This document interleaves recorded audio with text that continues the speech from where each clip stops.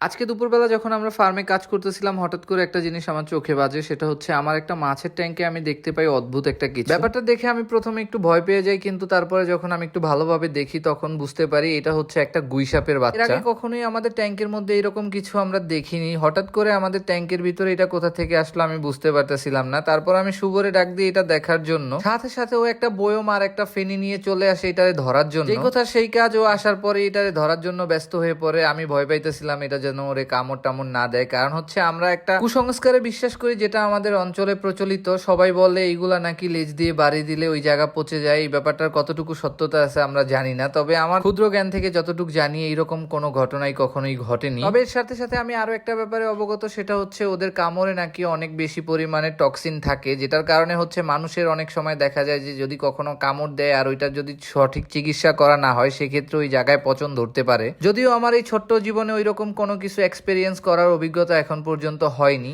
যাই হোক, শুভ বারবার চেষ্টা করতেছিল ওরে ধরার জন্য, কিন্তু ওরে কোনোভাবেই ধরতে পারতেছিল না। নেট দিয়ে ওরে দুইবার তুলছে, তো ওইবারের একবার ওরে ঢুকাইতে পারেনি বয়মের ভিতরে। তো ফাইনালি হচ্ছে বোতলটাই ঢুকাই দিছে ওইখানে। তারপরে ফাইনালি ওরে ধরতে পারছে। ওরে যখন ধরছে তারপর থেকে আমার অপেক্ষার পালা যে আমি কখন ওরে একটু সুন্দরভাবে কাছ থেকে দেখতে পাবো। কারণ হচ্ছে যখন ট্যাঙ্কের মধ্যে ছিল ও যেভাবে ছটপট করতেছিল আমার একটু ভয় করতেছিল যেন ও আমাকে অ্যাটাক করে না বসে। তবে আলহামদুলিল্লাহ ওইরকম কিছুই হয়নি। শুভ ওরে খুব সুন্দরভাবেই ধরে বোতলের মধ্যে ভরেছে দেখেন। আর ওরে দেখার পর থেকে আমার সত্যি খুব বেশি ভালো লাগতেছিল, আমি বুঝতে পারতেছিলাম না কি করব। তবে যেহেতু শুভর এইগুলা নিয়ে অনেক বেশি ইন্টারেস্ট, এই জন্য ও হচ্ছে এইটারে হারাইতে চাইতেছিল না। ও আমাদের একটা ছোট্ট টেরোরিয়াম আছে যেটার মধ্যে আমরা ওরে কিছুদিন পেলে দেখবো। তারপরে ও যখন একটু বড় হবে তখন ওরে পুনরায় ছেড়ে দিব। আর ওর খাবার দাবার নিয়ে আমাদের ওইরকম কোনো ঝামেলা পোহাতে হবে না, যেহেতু ও ছোট ছোট মাছ খেয়ে জীবন ধারণ করে। আর এখন আমাদের ফার্মে প্রচুর পরিমাণ মাছ আছে, যেই মাছগুলো আমরা ওদেরকে খাওয়াতে পারবো। তো যেই কথা সেই কাজ, আমরা টেরোরিয়ামটা সামনে ওরে নিয়ে আসছি। টেরোরিয়ামটার মধ্যে দেখা যাইতেছে প্রচুর পরিমাণ ঘাস হয়ে গেছে। আমি শুভরে বললাম কিছু ঘাস একটু কমায় দেওয়ার জন্য, কারণ না হলে আমরা ওর ফুটেজ গুলা সুন্দরভাবে নিতে পারবো না আর দেখতে পারবো না ও কিভাবে সার্ভাইভ করছে। আর এইদিকে আমাদের একটা প্রেসার মালটার গাছ আছে, আলহামদুলিল্লাহ ভালো ফলন হয়েছে এবার। এই ফলটার একটা বিশেষ গুণ আছে, আমরা পরবর্তী একটা ভিডিওতে ওটা নিয়ে আলোচনা করবো ইনশাল্লাহ। যাই হোক, এখন হচ্ছে ওরে ছেড়ে দেওয়ার পালা। শুভরে আমি বলতেছিলাম বয়ম সহকারেই ওরে ছেড়ে দেওয়ার জন্য, কিন্তু আমার কোনো কথাই শুনতেছে না। ও ওরে হাত দিয়ে উপরে তুলে তারপরে ছাড়তেছে। আমার প্রচন্ড পরিমাণ ভয় করতেছে যে ও যদি একটা বাইট করে বসে তারপরে কি হবে। তবে ওইরকম কিছু হয় নাই। শুভর একবার বাইট করার চেষ্টা করছিল, তখনই শুভ ওরে ছেড়ে দিছে এটার ভিতরে। ওরে ছাড়ার পর থেকে আমাদের মুরগিগুলা কিরকম যেন কিউরিয়াস ভাবে এই ব্যাপারটা দেখতেছিল, যেহেতু আমাদের মুরগির রুমের সাথেই হচ্ছে আমাদের টেরোরিয়ামটা। তো আমরা একটু মুরগিগুলার আপডেটও দেই। আমাদের মুরগিগুলা দেখেন আলহামদুলিল্লাহ আগের চাইতে কত সুন্দর হয়ে গেছে।